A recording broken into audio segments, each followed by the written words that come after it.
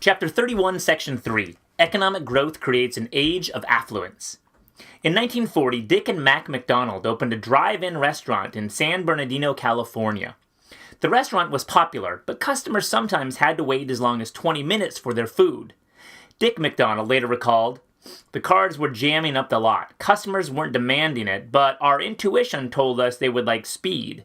Everything was moving faster. The supermarkets and dime stores had already converted to self-service, and it was obvious the future of drive-ins was self-service." Dick McDonald. So the brothers decided to streamline every aspect of their business. Instead of offering hamburgers, hot dogs, and sandwiches, they narrowed the menu to hamburgers. They replaced car hops with a self-service order counter. Instead of serving food on plates and glasses that needed washing, they used paper wrappers and cups. They had set up the kitchen to run like an assembly line. Their timing could not have been better. When they reopened their restaurant as McDonald's Famous Hamburgers in 1948, the country was entering one of the greatest economic booms in its history. By the end of the 1950s, middle-class families were enjoying a level of affluence beyond anything their Depression-era parents and grandparents could have imagined. Consumer demand spurs economic growth. During World War II, Americans had saved billions of dollars. Flush with cash, they were ready to go on a spending spree as soon as factories could convert from war production to consumer goods. This surge in consumer demand encouraged businesses to expand production. By 1955, the United States, with only 6% of the world's population, was producing almost half of the world's goods. As the economy grew, incomes rose. Real income is income measured by the amount of goods and services it will buy, regardless of inflation. By the mid-1950s, the average American family had twice as much real income to spend as the average family of the 1920s had. And spend it they did. Not only were Americans spending more money than ever before, they were also spending it in different places. In the past, most people had bought their goods in stores lining the main street of town. By the mid-1950s, however, suburban shopping centers were luring customers away from downtown shopping districts. Shopping centers offered customers easy parking and a wide array of shops to browse, often in air-conditioned comfort. By 1964, there were more than 7,600 shopping centers across the United States.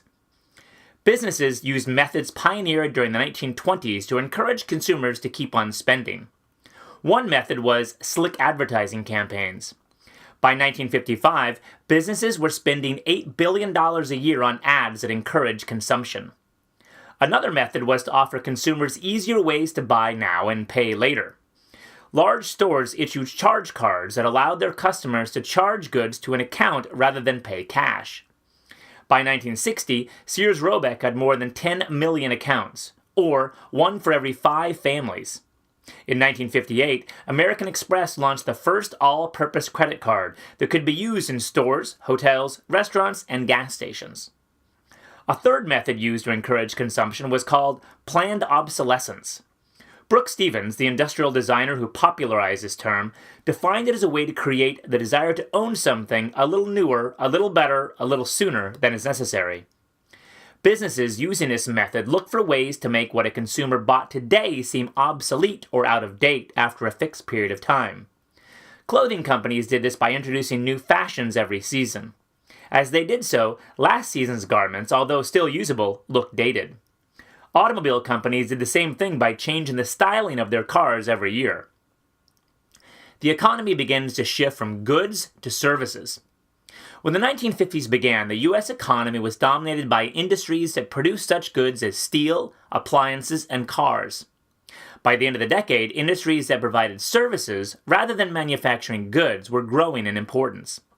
The biggest and best-known manufacturing company was the automaker General Motors. In 1955, GM became the first U.S. corporation to earn more than $1 billion a year. It accomplished this feat by producing and selling as many cars as all of its competitors produced combined. An important factor in GM's success was in improved relationships with its workers. In 1948, GM signed a historic agreement with the United Auto Workers Union. The agreement guaranteed that GM workers would receive regular wage hikes tied to cost of living index.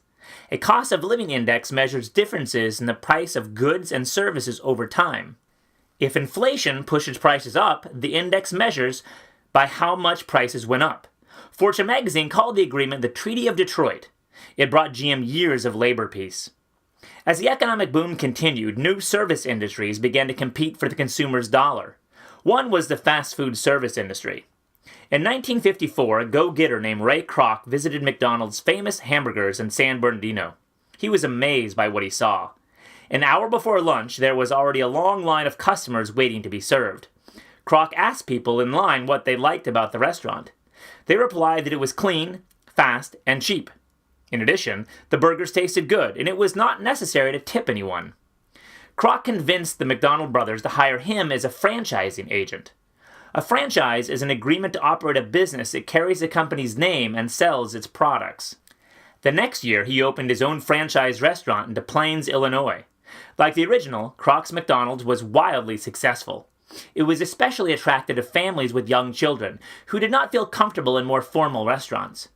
Under Kroc's leadership, hundreds of McDonald's soon dotted the landscape. By 1963, the fast food chain had sold more than 1 billion hamburgers. Another new service industry, the motel chain, was inspired by a summer driving trip. In 1951, Kemmons Wilson, a home builder in Tennessee, took his family on a car trip to Washington, D.C. Day after day, he faced the problem of finding a decent place for his family to spend the night. Motels at that time were independent mom-and-pop operations.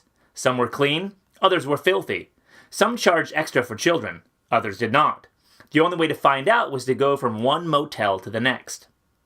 A frustrated Wilson turned to his wife and announced he was going into the motel business. She asked how many motels he planned to build. "Oh, about 400, he answered. "That ought to cover the country."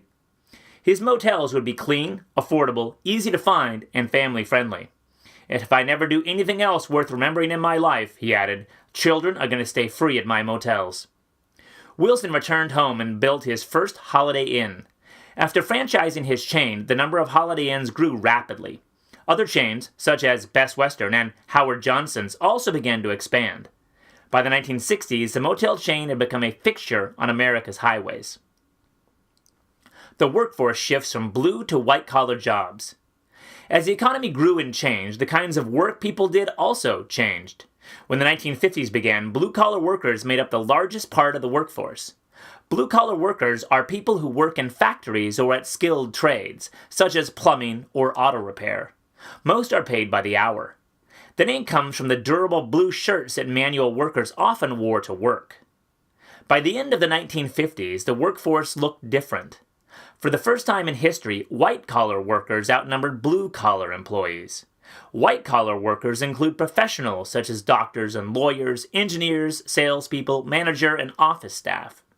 Most receive a weekly or yearly salary rather than an hourly wage. Because white-collar employees worked in offices, they could wear white shirts to work without fear of getting them dirty. Both groups prospered during the 1950s.